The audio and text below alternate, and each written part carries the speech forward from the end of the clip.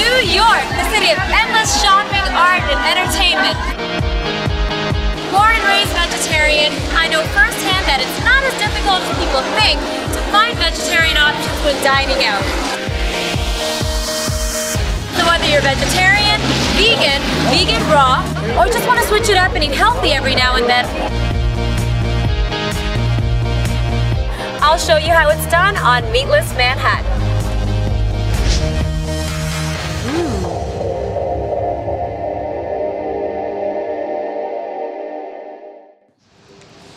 If you're in New York and you find yourself east of Midtown in what looks like a livable neighborhood, you're probably in Murray Hill, famous not only for modern residences, but a variety of good eats. Warm apple pie, baseball, and rock and roll are just a few things traditionally American, and there's no greater comfort food that Americans turn to than a rich, creamy bowl of mac and cheese. Macaroni and cheese has more potential than one would think. Don't believe me? Then step inside this haven for savory, cheesy bliss.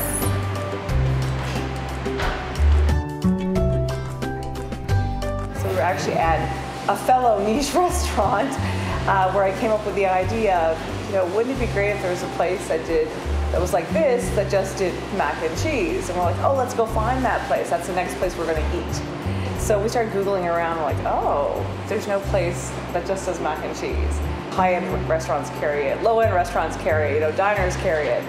So we thought, this is a really cool idea. And for us, it was almost just right time and place. We wanted a career change anyway. And before you know it, 9 months later, we actually opened up Smack. The menu was actually probably one of the easiest things about opening this place up.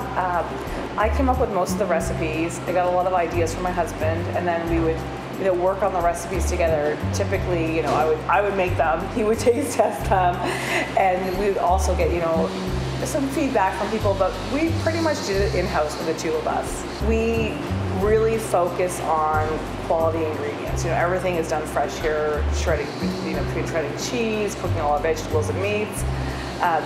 The base in the mac and cheese, which some people might think is the simplest thing, really determines how good your mac and cheese is. So we've been really particular about how we create the base, with the milk and the butter and whatnot.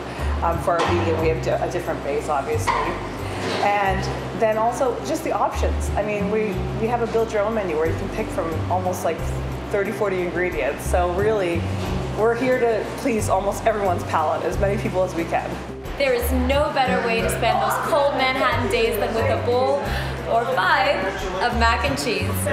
So we thought it would be fun to name ourselves, we wanted to get rid of small, medium, large, but we didn't want anything that's too far out there that people feel uncomfortable saying. So we wanted words that, kind of reflected our brand. So the smallest size is called a nosh, which is actually a little more than, it's a nosh, you think of as a snack, but actually it's quite filling. Then our middle size is called a major munch. That's what people typically think of as a meal. And then we have a mongo, which is because I say mongo, short for humongous, a lot. And that is more like a family size. And then we have our catering size, which we call partay. Our idea from day one about Smack was that we are a mac and cheese place. We're never going to dilute, and we never want to dilute our brand by adding all these other different menu items. So the only way to actually include as many people and grow your customer base is to offer it to as many people as you can. So right off the bat, when you think about those things, you think about people who are vegan who probably haven't had mac and cheese in a really long time.